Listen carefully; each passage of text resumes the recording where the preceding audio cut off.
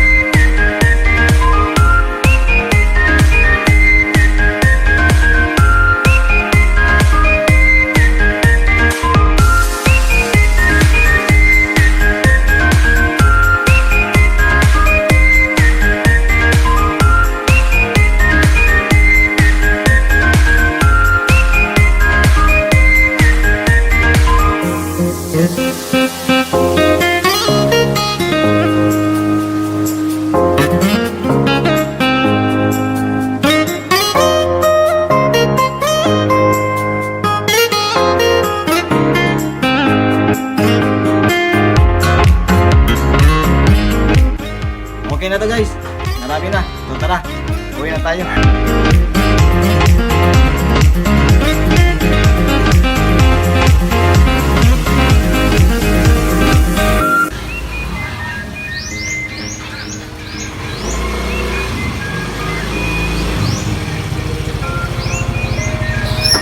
So yun nga po mga kaibon, nandito na po tayo ulit sa ating aviary. So ito po lahat ng ating nakuhang malunggay. Actually, madami lang ito para sa 13 pairs na budgies at 2 pairs na kakatil. Pero hindi po natin gagamitin ito lahat kasi madami nga. Yung iba, gagawin natin DIY moringa powder o malunggay powder.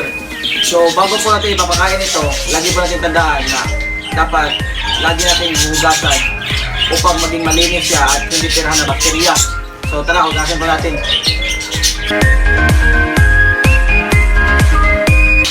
Lagi po natin hugasan ng mabuti upang malinis po pagkain ng ating mga ibon.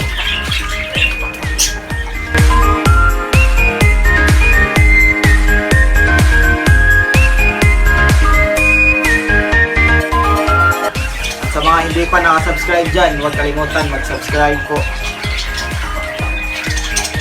At click the like. Saka mag-comment na rin kayo kung gusto nyo magpa-shoutout.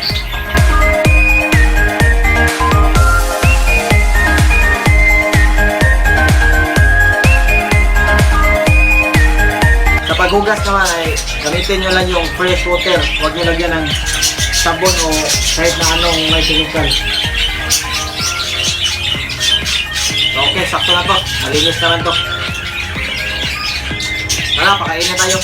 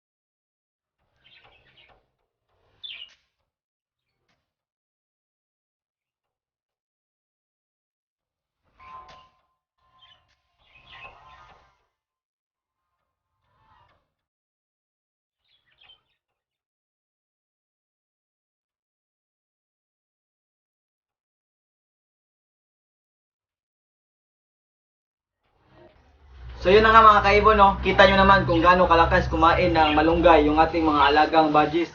So itong mga natitirang malunggay ay gagawin nating DIY moringa powder para gawing tea or ihalo sa mga soft food. So ang gagawin natin ay tatanggalin natin yung kanyang dahon at ibibilad. So tara, mga kaibon, dito po natin ilagay sa DIY natin na pop tray at ibilad natin sa 2 hanggang 3 araw kung kailan matutuyo na yung dahon at madali lamang gawing moringa powder. So tara, simulan na natin.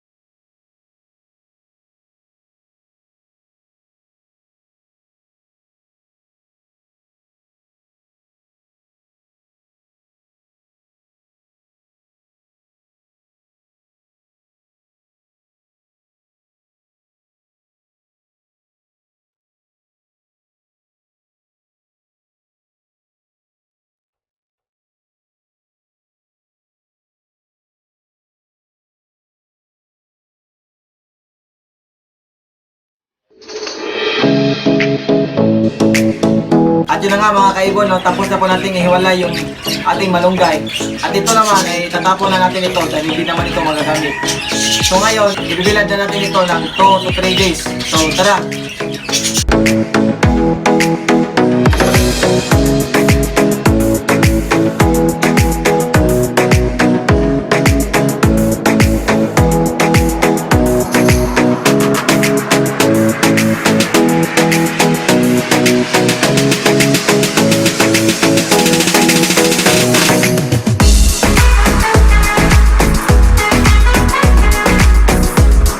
Na po mga kaibon, naibilad na po natin itong ating malunggay.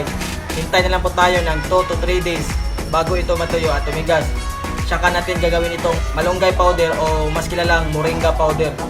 So abangan nyo po sa part 2 kung paano ba gawin at kung ano ang ating gagamitin upang makagawa ng DIY moringa powder.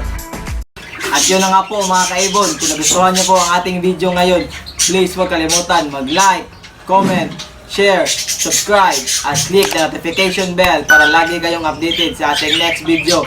At abangan nyo po ang part 2 ng ating DIY moringa powder. Bye!